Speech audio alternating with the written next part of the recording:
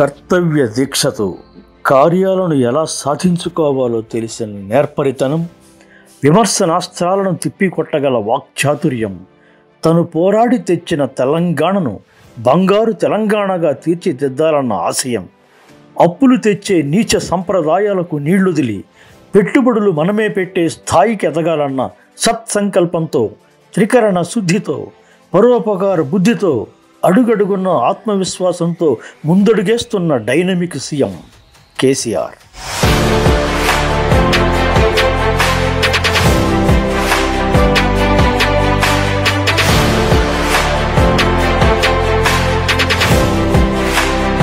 అసలేని ప్రతిపక్ష పార్టీల విమర్శలను పట్టించుకోకుండా కేవలం ప్రజల కోసం, ప్రజా సంక్షేమం కోసం పట్టు వదలని పోరాట యోధుడిగా ఎన్నో అద్భుతాలను సృష్టిస్తూ దూసుకు వెళ్తున్న మన నాయకుడు కేసీఆర్.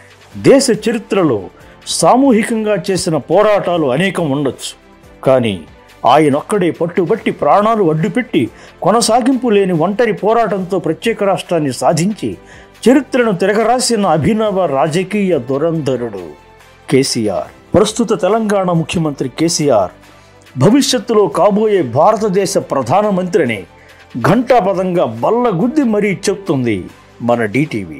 రాష్ట్రాన్ని బంగారు తెలంగాణ చేసిన కేసీఆర్ ప్రధానమంత్రి అయితే దేశం కూడా బంగారు భారతదేశంగా పచ్చదనపు పరిమళాలు వెదజల్లుతుందనేది రాజకీయ మేధావుల అభిప్రాయం. బంగారు భారతదేశంగా ప్రపంచ చరిత్రలో నిలిచేలా చేయగల దమ్ము, ధైర్యం, చేవ, సత్తా, పోరాట పటిమ, విశ్లేషణ, అవగాహన, సామర్థ్యం, వెనకడుగు వేయని రాజసం, ముందుకు దూసుకెళ్లే సాహసం సొంతం చేసుకున్న ఏకైక నాయకుడు ఒక్క కేసీఆరే.